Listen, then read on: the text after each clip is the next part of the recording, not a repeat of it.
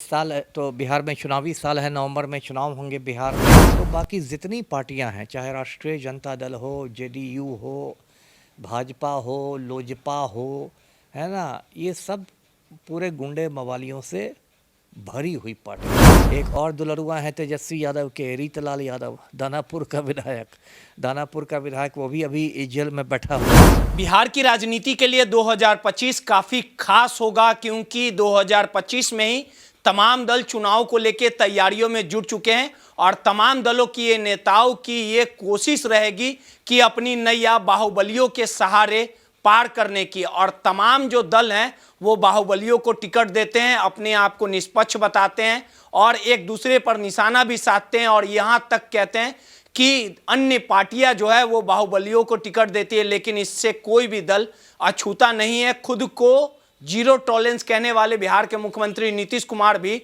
बाहुबलियों के सहारे कई बार सत्ता तक पहुंचने का काम किया है। वहीं राजद का भी वही हाल है। रीतलाल यादव हो, आनंद मोहन हो या आप अनंत सिंह की बात कर सकते हैं। इन तमाम मुद्दों पे बात करने के लिए हमारे साथ पूर्व आईपीएस अमिताभ दास सर हैं।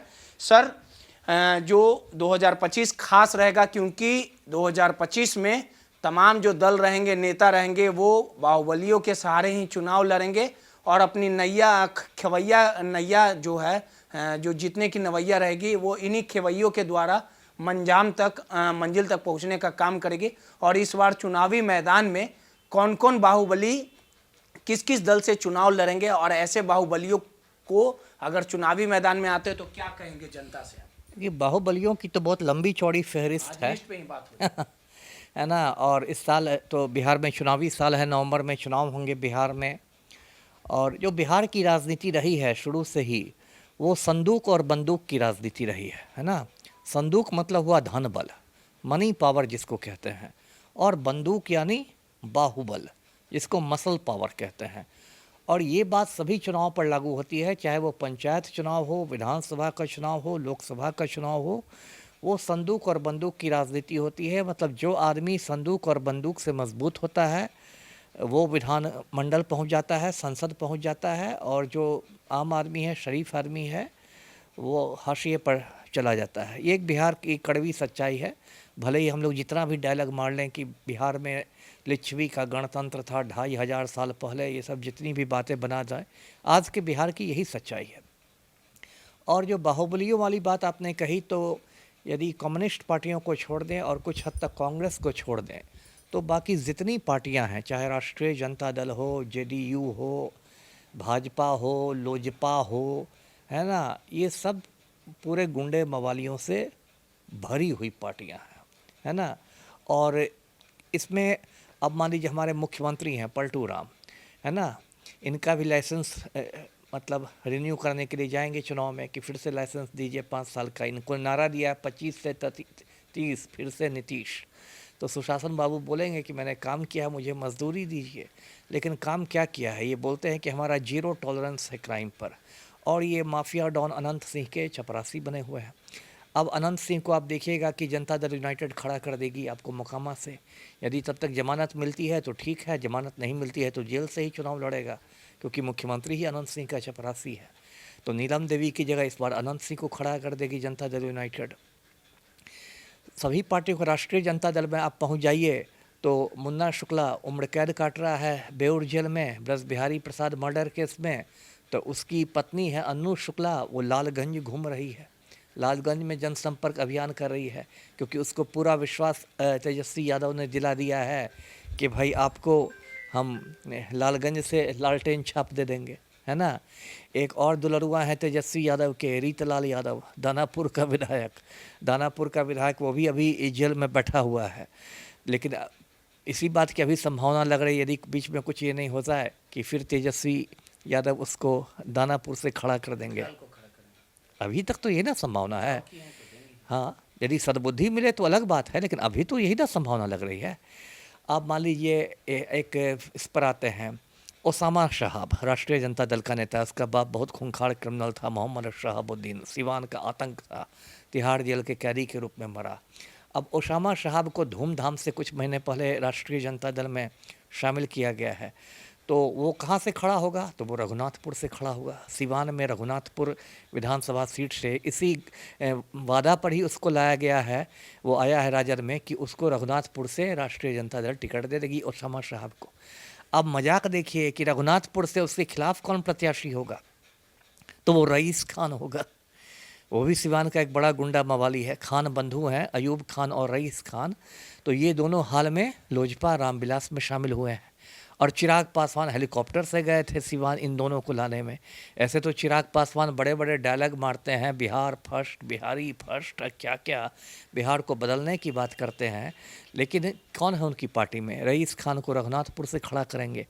तो रघुनाथपुर के मतदाताओं के सामने एक तरफ ओसामा साहब, एक तरफ रईस खान। अब चुनिए, है ना?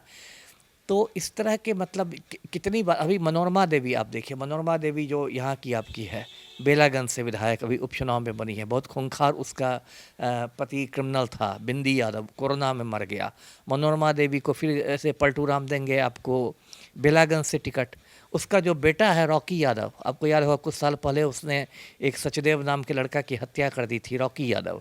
रॉकी यादव को अतरी से टिकट देने की बात हो रही है। गया में अतरी विधानसभा सीट से उसको टिकट देने की बात की हो रही है। अब ये जो आपको कहते हैं लेसी सिंह, बिहार सरकार में मंत्री है लेसी सिंह, ये पूर्णिया में पूरा गिरोह चलाती है ना? इसका पति बुटन सिंह बहुत खूंखार क्रिमिनल था और उसकी हत्या के बाद लेसी सिंह ने उसके गिरोह की मतलब कमान संभाल ली। अभी ये धमदाहा से विधायक है। तो जो पलटू राम है, सुशासन बाबू, वो लेसी सिंह को धमदाहा से टिकट दे देंगे, है ना? उसके बाद मतलब कितना मैं गिनाऊँ, तो गिनाता। अब राजू सिंह बिहार सरकार का पर्यटन मंत्री है, हत्यारा है, खूनी है, मर्डरर है। उसने 1 जनवरी 2019 को दिल्ली में हत्या कर दी थी अर्चना गुप्ता नाम की महिला की। भारतीय जनता पार्टी में शामिल है। भाजपा क्या करेगी? तो उसको, हाँ उस पर भी मैं आ रहा हूँ।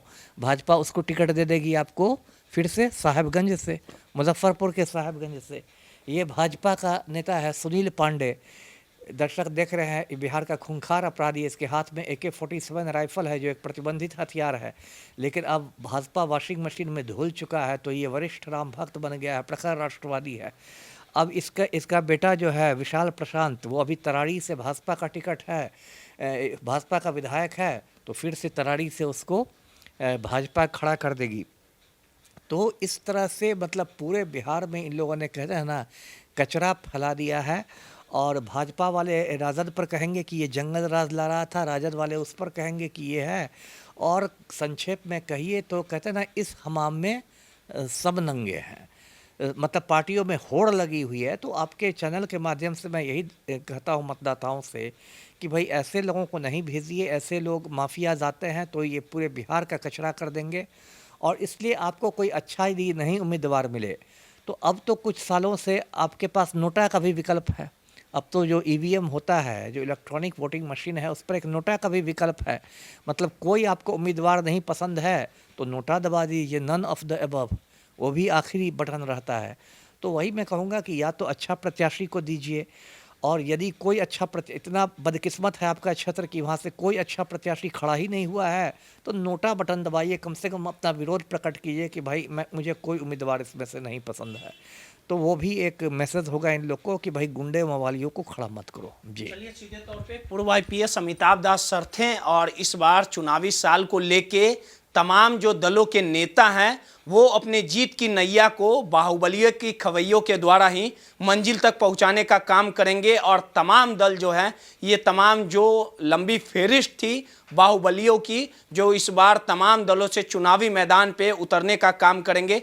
और इन बाहुबलियों के दम पर ही जो सियासत का दाव है, ये तमाम नेता खेलने का खेलेंगे ताकि उन्हें विजय हो, उनकी जीत हो। सहयोगी आफ्ताब के साथ रोहित, नटराज न्यूज़, पटना।